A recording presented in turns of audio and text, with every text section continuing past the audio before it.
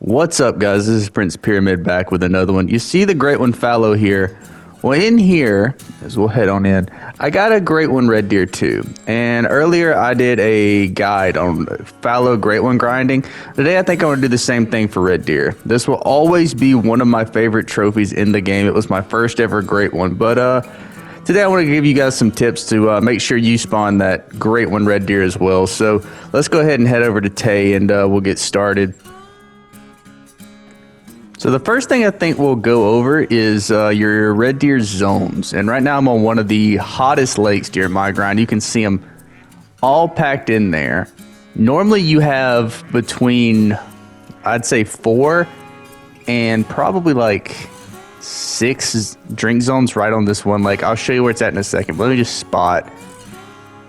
So there's at least 2 zones with that one at the edge being absolutely full of deer. And there's another zone. So we got 3 here now, but normally you have about 5 to 6. So I'm at this lake now, but it's one of your main shooting lakes. The other one would be this one, which, I mean, we're looking at, that's what, 5 drink zones there, all of them red deer. So you want to hit those 2 lakes for sure. This lake, which is also packed full of red deer drink zones. And of course, these 2 lakes here, both of them. The one I'm at now is my favorite lake, but you definitely want to hit that one at the bottom. Make sure you run that river.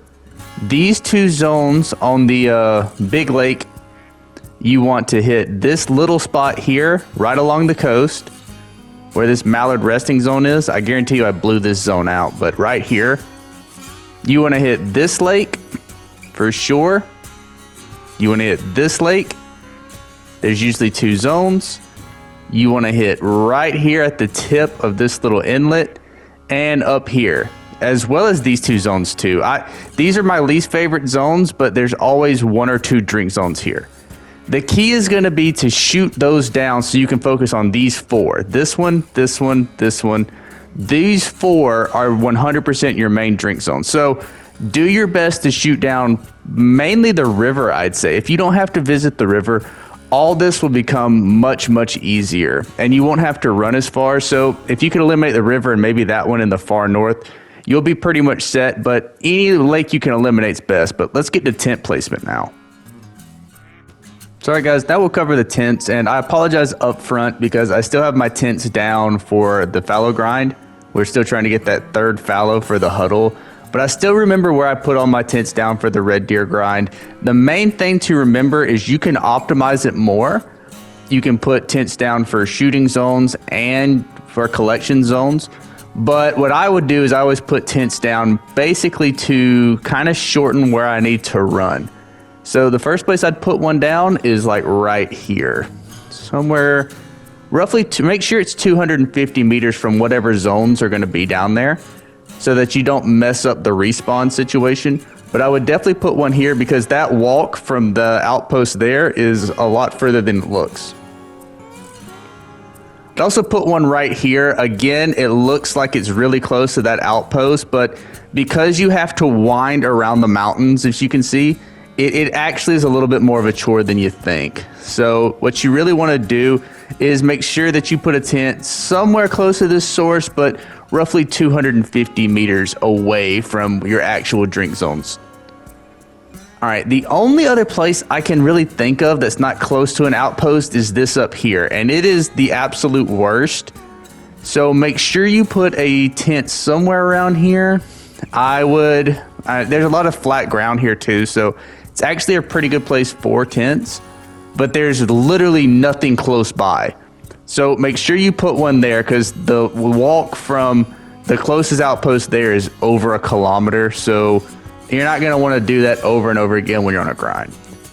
So as far as weapons are concerned, I'm recommending for the 2nd time in a row, the Arzina 300. It is the best grinding gun in the game. And you're just going to want to grind with it for most of your kills. Now, when it comes to rares, diamonds, and great ones, don't use the Arzina. Obviously, it's not ethical. What I would recommend this time, I said 270 for fallow.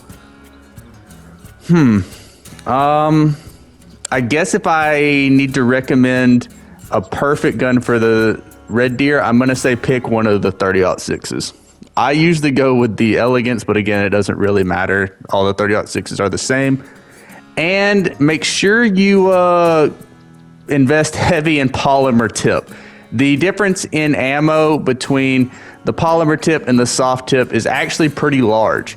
So make sure when you're on your grind, you have the nice, expensive polymer tip, mainly because you're going to make a ton of money anyway, so don't worry about saving. But I think we'll wrap it up and we'll head back into the lodge to discuss the rares.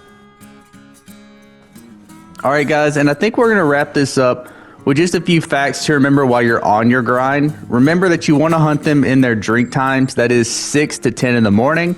You want to use that 30-06 for diamonds, that's 251 or better. You want to use it for rares, that's melanistic, that's albino, and that's piebald. And you want to use it for great ones like this guy. And you don't have to worry, they're all going to be fabled spotted, so you don't have to worry about different variants or racks the way you do with fallow. And I'm okay with that because this guy happens to be my favorite trophy of all time. My favorite by far that's in the lodge. You can see behind him all the other red deer I got too, and this is my 266 big rack red deer. But I think we'll wrap it up here, guys. I really just appreciate the support, and I hope this helps anyone on that grind put a ton of red deer in their lodge. But until next time, guys, this has been the Red Deer Great One Guide. I've been Prince Pyramid, and everybody have a good one.